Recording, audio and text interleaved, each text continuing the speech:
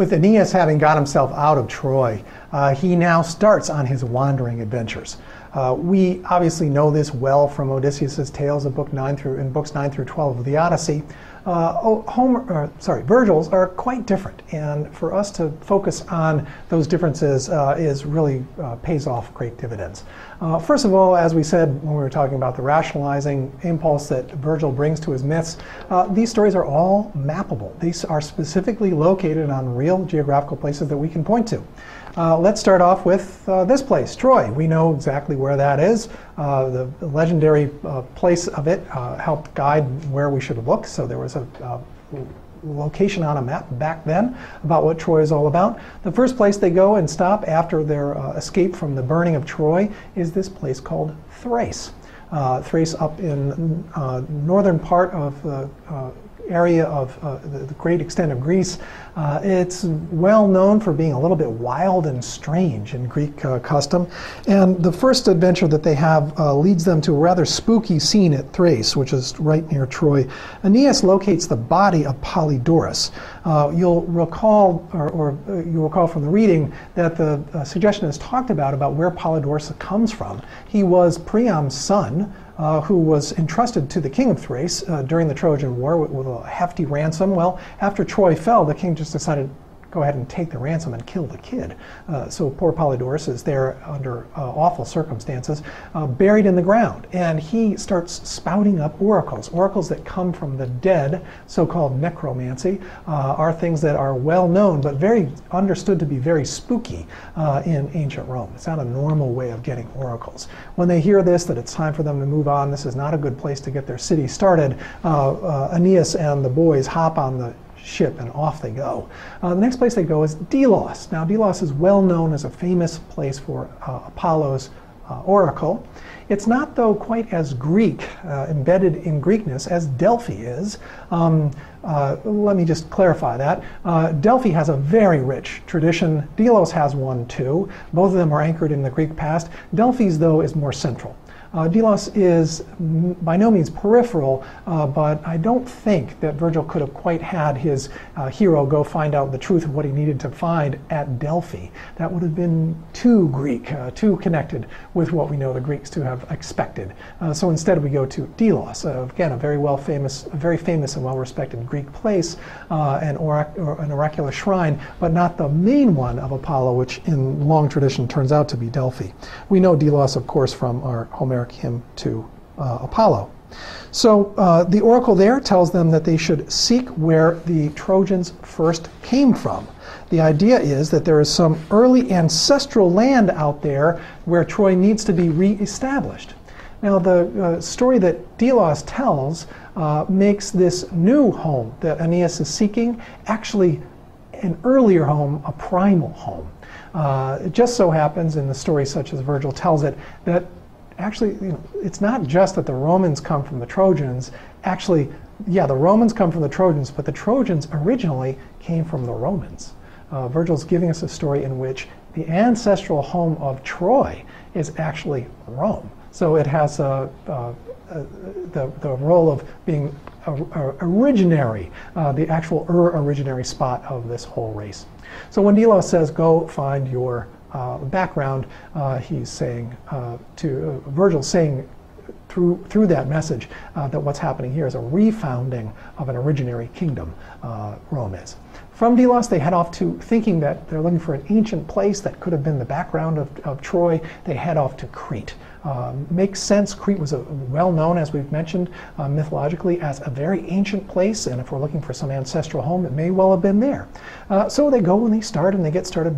They're building their walls. Notice how many times we're going to see during this book of fits and starts in Book 3. We're going to see Aeneas and his mates getting started building a city. They'll build walls, they'll lay out plans, and then something bad happens. So at Crete, they're getting started on the building of the city, and there's a pestilence that appears, awful plague that visits the men. They fall down sick, and then the household gods appear to them in a dream, as we mentioned earlier on, talking about the rationalizing spirit in Virgil. These gods tell him, it's time for you not to be here, but somewhere else. You've got to move on. It's actually in Italy. Go there. So at this point now, Virgil and his mates know what to do, and off they head. They have a stop at the island of the Harpies in the Strophades, showing up here on the western edge of Greece. These harpies are nasty, well-known beasts. They show up in some famous friezes and other artistic representations. They're things with wings that come down and just spoil your food. Those who have tried to have a picnic near flocks of pigeons might be able to relate a little bit to what this kind of experience was like. So they were unable to get any nourishment. They also hear a nasty oracle there from the mean harpy Kalino that they won't found Rome until they eat their tables. They're going to be apparently so hungry that they eat their tables. This prophecy is fulfilled in Book 7 when they realize that their bread platters that they're using to hold their food up is actually what the harpy was referring to. They then go right past Ithaca. This shows up on page 75 in your translation. Not much mention of it, right? Hello to Odysseus, but we're not going to spend a lot of time worrying about you. It's almost like a kind of kiss-off to Ithaca, where he's not going to spend a lot of time talking about it. We then go to Chaonia in northern Greece on the Adriatic side, to this town that's there, and we hear the story of Andromache, who was Hector's wife, abducted by a Greek man named Pyrrhus, a son of Achilles, after the Trojan War, and taken back to this land of Chaonia. Then Pyrrhus dies, and Helenus, who is a son of Priam and another one of Pyrrhus's captains, inherits the kingdom. So now we have a kind of new Troy that's being founded here in Chaonia by great Trojan aristocrats, Helenus together with Andromache, Hector's wife. And this would seem like it would be a good place to found Troy, but it turns out no, it isn't. We can't have a new Troy here. Aeneas, you've got to move on to another place. A famous prophecy then comes out. Helenus is well known for his prophetic acumen in the Trojan materials. He then tells them that they have to go talk to the Sibyl. He gives them a further clarification of the prophecy. Yes, it's going to be Italy, but in order to find what to do, they have to go find the Sibyl, and she will give them specific directions on where to go. That's going to require, yes, indeed, a trip to the underworld, something we'll see in Book 6. They then make their way across the sea between Greece and Italy and over to the land of Etna, where they see this belching volcano, and they hear discussion of the Cyclops. Now, on their way there, notice what they don't do is go through the Scylla and Charybdis. It's possible that they could have gone through this little narrow isthmus between the toe of Italy and the island of Sicily, but they avoid it. This is Virgil, I think, telling us that Aeneas is a different kind of captain. Remember what Scylla and Charybdis forced Odysseus into? Well, he's going to have to choose one or the other. If he chooses Charybdis, he could lose all his men, so he's just going to sacrifice some of his men and go past the Scylla and have them be eaten.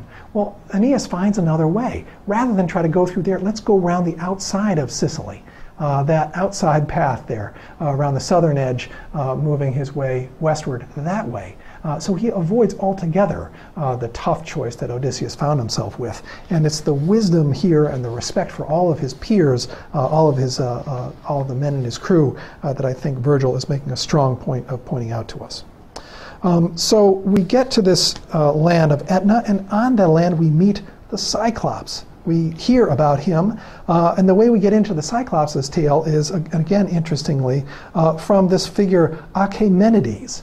Achaemenides is someone who was abandoned by Odysseus. On page 87 to 89, we hear his story, and he talks about how my shipmates left me here. So we're going to get Odysseus' famous example of him being a grand hero and defeating the Cyclops. We're going to get a window on what that's all about via one of the men that Odysseus abandoned.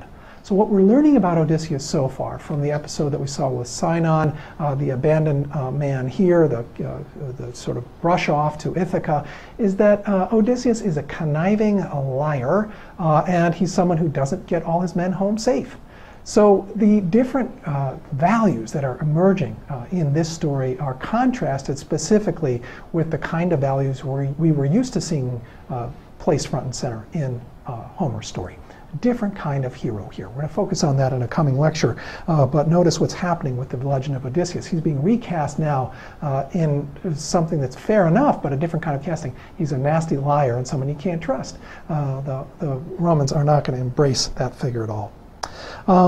So after we hear the tale of the Cyclops, we make our way round Sicily, avoiding, again, Scylla and Charybdis. We could have gone there right after our meeting on Etna with Achaemenides, but instead we go around and we get to Drepanum. From there, we know that the father, Anchises, passes away. Sad thing for Aeneas, but a kind of necessary thing. The past now needs to be inhabited and carried forward by Aeneas. It's no longer going to be up to his father to carry traditions. It's now passed down to the next generation. There are some that have looked at this set of journeys that Aeneas goes on and talked about, yes, there is definitely an Odyssean character to them and quality to them, but there's also not only Odysseus' journey is being captured here, but also some of Telemachus' journey is being captured here. Aeneas is referred to as a young man by the Trojans as he runs into them. Some of them school him and bring him along, especially Helenus and Andromache. He's being raised and nurtured in the adventures he has, in some ways parallel to the way Telemachus is in books 1 through 4 of the Odyssey. Now that's not to say that Telemachus is the only parallel. Odysseus is there too, but it's a way of saying how Aeneas or Virgil always takes elements from Homer and puts a different spin on them, twists them just a little bit, and comes up with something entirely new in his way of treating them. So after we've left the father at Drepanum, we are on our way now to Carthage. We're going to pick back up with the story where Virgil had Aeneas take it over at the close of Book 1. We're going to learn about some events that happen there in Carthage, focusing on what happens with Dido especially. Before we do, we're going to talk a little bit more about what we've learned about this new Roman hero, this figure of Aeneas.